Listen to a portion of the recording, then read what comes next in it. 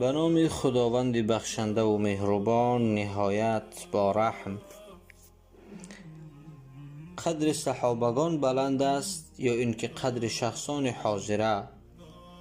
تا آخر بشنوید دوستان عزیزم، ان شاء الله میفهمید که مرتبه کدامش بلند است.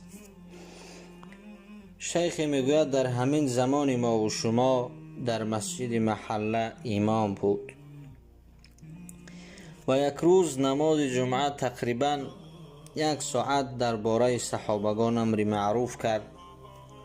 وقتی نماز رسید و نماز را خواندند، بعد نماز یک جوان 16 ساله نزد شیخ آمد و گفت: ای شیخ، آیه ها را بسیار خوب خواندی، اینها را من هم میدانم.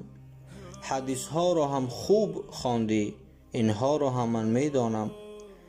لیکن به شما سوال دارم.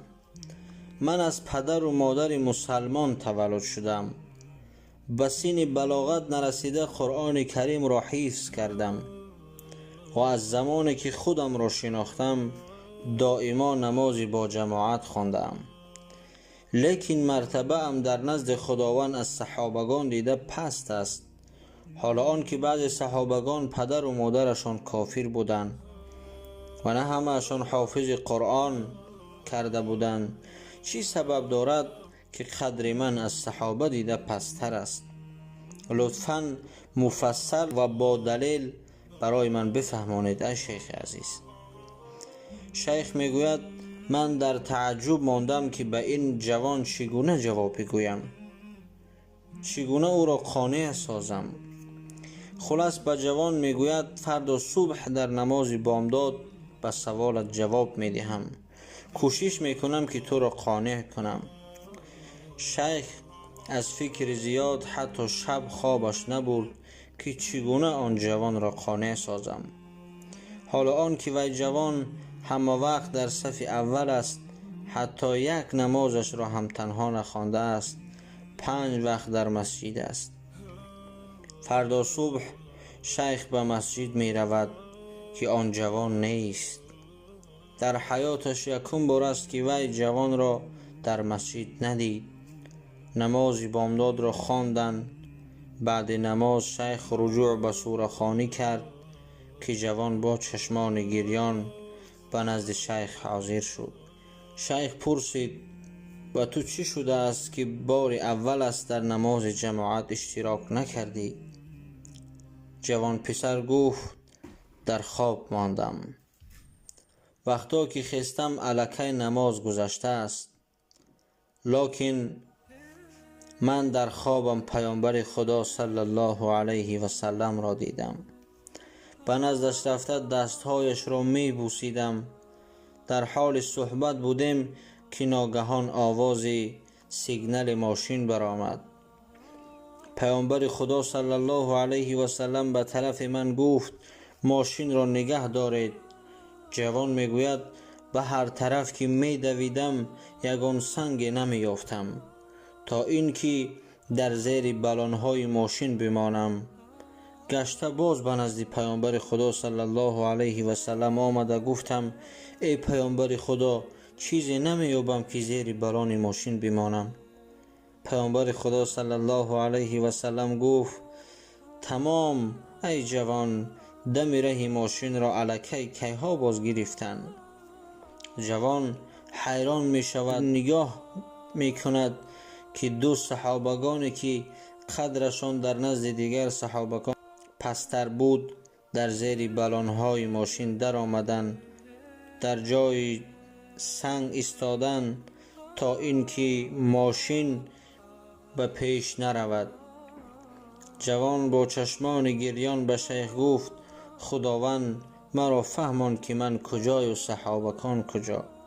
من جواب خودم را از خوابم گرفتم. برادران و خواهرانم، همه ما و شما باید طرز عبادت کنیم که خداوند خوشنود شود، نه این که عبادت کنیم و از عبادت کردهمان بنازیم. ما عبادت را برای خودمان میکنیم که از آتش جهنم نجات بیابیم. بعدن این که صحابگان کجا و ما کجا؟ خداوند تعریف صحابگان را در کتاب قرآن بیان کرده است. از این لحاظ برادران عزیزم، مرتبه ما نسبت به صحابگان پیامبر خدا پایانتر و پستر است. خداوند همه ما را در حفظ و امانش نگه بدارد. در آخر دوستان عزیزم، خواستم انا یک حدیث را در فضیلت ماه مبارک رمضان بهرتان پیشکش نمایم. حدیثی صحیح بخاری است. میگوید از حضرت ابو هریره خداوند از او راضی باشد روایت است که پیامبر خدا درود بر او فرمودند: روزه نگهبان و سپر از آتش دوزخ است. هر کسی که روزه دارد، جماع نکند و مرتکب اعمال اهل جاهلیت نگردد، اگر کسی با او جنگ کرد و یا او را دشنام داد، برایش بگوید من روزه دار هستم. پیامبر خدا صلی الله علیه و سلم این سخن را 2 بار تکرار نموده و فرمودند: قسم به ذاتی که جانم در دست اوست، بوی دهان روزدار در نزد خداوند متعال از بوی مشک خوشبویتر است. خداوند میگوید روزدار آب و طعام و شهوت خود را به سبب رضایی من ترک نموده است. روزه خاص برای من است و من مزد او را میدهم و کار نیک 10 چند ثواب دارد. اینک رسیدیم دوستان عزیز به پایان قصه دیگر. از الله پاک دعا میکنیم که این وبایی که امروز بر سر تمام مردم آمده است، پروردگار را دعا میکنیم که خاصتا تمام مردم مسلمان، خاصتا شخصانی که در غریبی هستند، دور از پدر و مادر، دور از خویش و اقربان، دور از وطن، پروردگار را دعا میکنیم که ساق و سلامت با تن سالم، با دست پر به نزد پدر و مادر، به نزد خویش و اقربان برگشتن برای یک و یک آنها نصیب و روزی بگردان. پروردگار و هر شخصان، هر برادرانی که به این مصیبت، به این بیماری دچار شده اند، پروردگار را دعا میکنیم که از شفاخانه غیبی خودت پروردگار را برای این شخصان شفای کامل و عاجل نصیب و روزی بگردان. پروردگار را دعا میکنیم که از فضیلت ماه مبارک رمضان یک و یک ما بندگان خودت پروردگار را با نصیب بگردان.